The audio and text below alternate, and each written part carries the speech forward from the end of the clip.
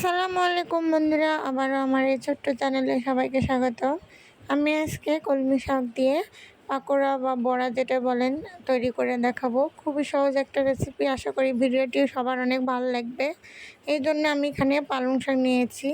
এখানে পালং শাক প্রায় 1 কাঠির মতো আছে, আমি পুরোটা নিইনি, অর্ধেক আমি এখানে ঝুরি ঝুরি করে কেটে পানি দিয়ে সুন্দরভাবে ধুয়ে পরিষ্কার করে নিয়েছি।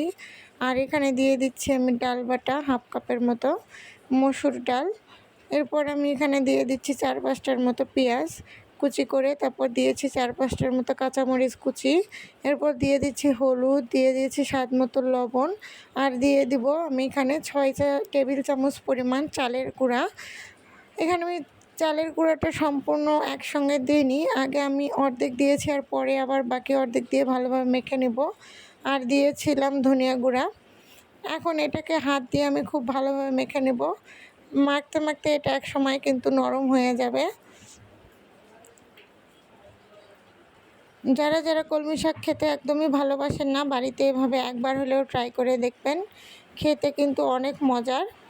এখন এগুলোকে আমি ডুবো তেলে ভেজে নেব। আমি কড়াইয়ে আগেই তেল গরম করে নিয়েছিলাম, পর্যাপ্ত পরিমাণে এখানে আমি ভাজার জন্য তেল নিয়েছি। এগুলোকে উলটপালট করে দিয়ে ভালোভাবে ভেজে নিতে হবে।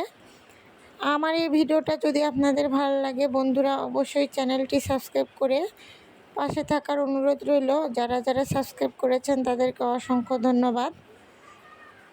তো আমার এখানে এই কলমি শাকের পাকোড়া বা কলমি শাকের বড়া প্রায় হয়ে গিয়েছে, আর এগুলোকে এখন উঠিয়ে নেব। আর কি বেশি ভাজলে এগুলো পুড়ে যাবে, আর পুড়ে গেলে মোটেও সেটা খেতে ভালো লাগবে না।